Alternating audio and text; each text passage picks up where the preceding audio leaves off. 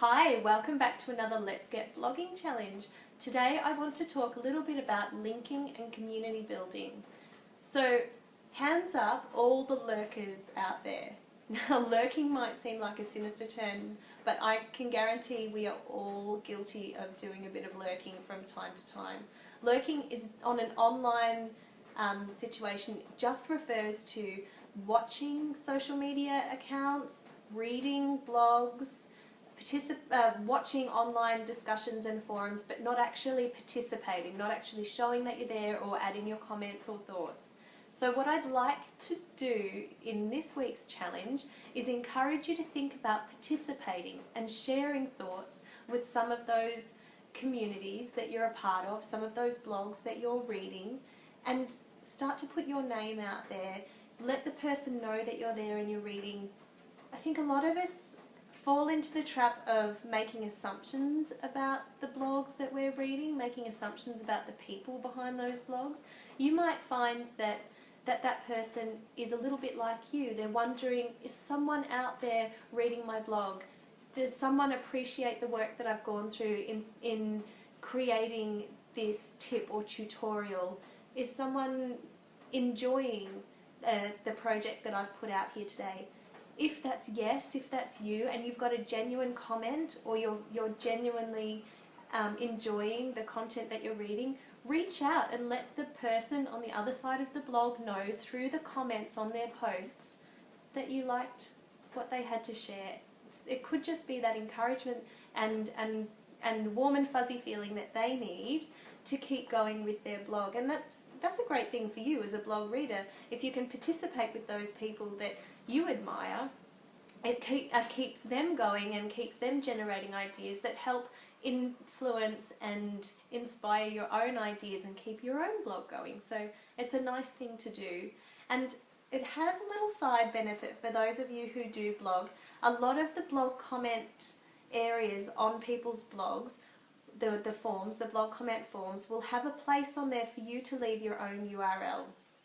So that's a little bit of an unobtrusive type of advertising for yourself as well. It gives the blog reader, the blog writer, and anyone else reading that blog the chance to follow the link back through to you and learn about who you are. So you're starting to build connections and community in just by jumping out there and leaving comments in some blogs that you like and that you follow. Along those lines, start thinking about participating in challenge communities. Now, if you go onto Google and you search Stampin' Up! Blog Challenge or Challenge Blog, Stampin' Up! Challenge Blog, you will find a whole list of wonderful challenge blogs that provide you with the opportunity to jump in, participate with a community of people who are getting inspired by the same idea, and go in and leave comments in some of those people that you are participating in a challenge with. But appreciate what it is that they've done and the things that you've liked, and start to build connections and community that way as well. That's a fun thing to do. I will dig through and I'll find a list of some of my favourite Stampin' Up! Challenge pages, and we might just leave it an open list, and anytime you've come across a challenge that you like, please do add yours to it, because they are fun to browse, they're inspiring, and they're a really great avenue for relationship building. Alright, so once you're starting to build up your community by participating in challenges or just jumping in and commenting on some of the blogs that you're enjoying and starting to see some comments back on your own posts as a result, make sure that you're sending replies to those people. Make sure that you're doing what you're hoping that person's done for you, that you're clicking the links of the people who are participating in your own blogs.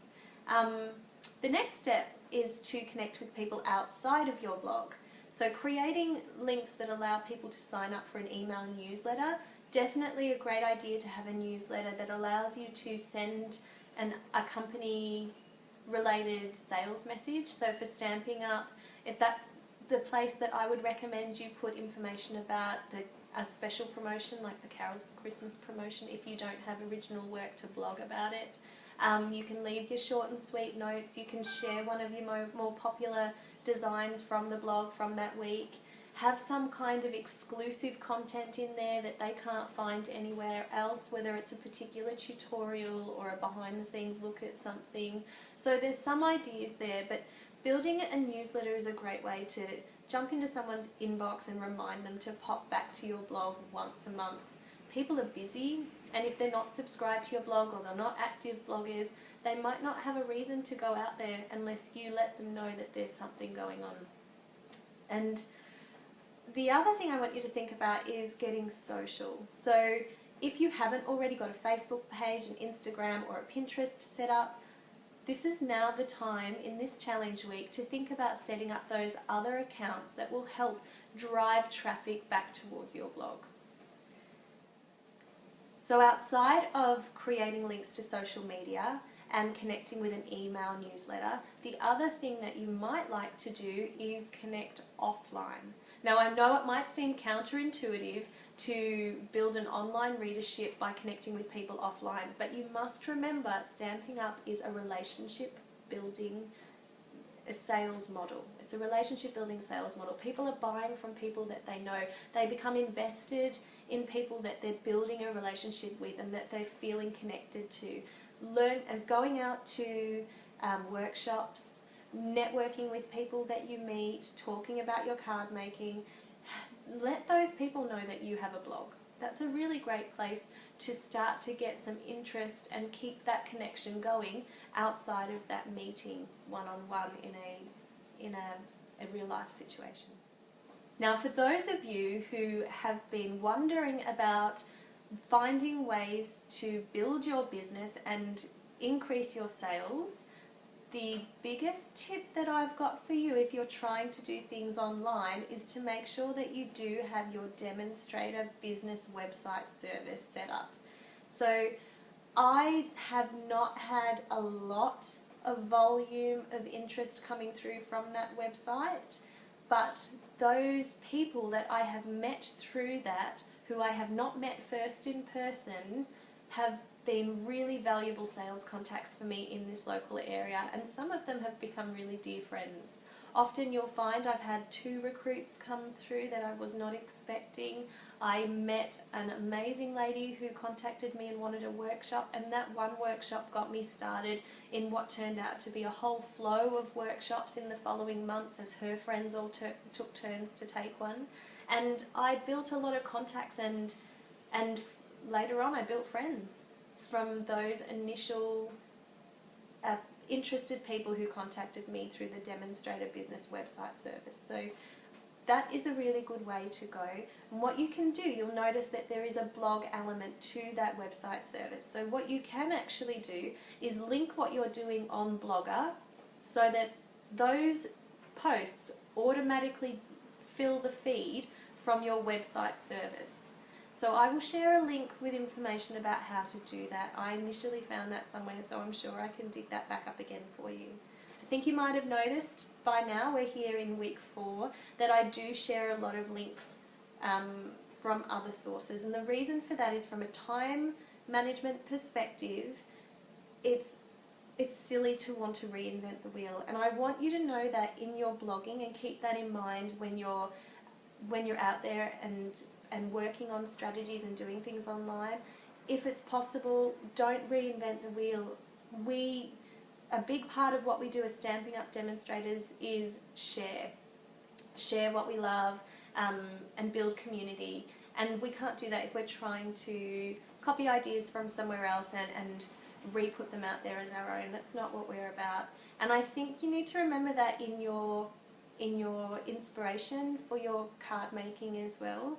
What I'd like to see you do, if you are casing someone, pop a note on your blog that this was a project I saw by this person, and you can see a link back to that person, or I watched this amazing tutorial by such and such, and that tutorial inspired this project.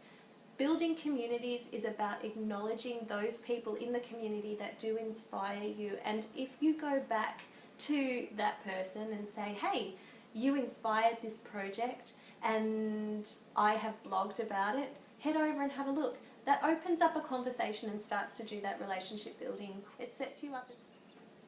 Once you're starting to feel comfortable and confident in your blogging, and you're starting to feel like you're getting a really good flow in your schedule, another way of building up content and relationships is to invite people to participate in blog hops. Blog hops are a way for you to share a product or an idea and link through to another person in the blog hop, and then that person links onto someone else and eventually it comes back around to you. Those are fun to do. It helps you build relationships with the people that you're working with, and it helps you to increase your readership by connecting with people who have great blogs and similar readership base as you, and it draws those readers along the ride to blogs they might not otherwise have seen before. So that's also a fun idea. Now, what I thought that I might do is give you a bit of time to go back through the challenges. If you've been lurking, jump in and say hello. Build up your blog post confidence, and for those people who have been really lovely and given me their support and purchased the blog post planner tracking tool, I thought what I might do is set up a practice blog hop for us so that you can get a chance to see a little bit of what happens behind the scenes in arranging a blog hop and put one into practice. So if you're interested in learning more about that, do get in touch with me. Those of you who have purchased the blog post planner will receive an email with more details about that, and hopefully soon we'll have a blog hop to share with the wider community. So thank you so much for joining me over the last 4 weeks. If you've got any more questions or queries about blogging, I will hopefully be able to come back and check in with you in September and see how you've been going and answer any more questions. But for now, I will say goodbye.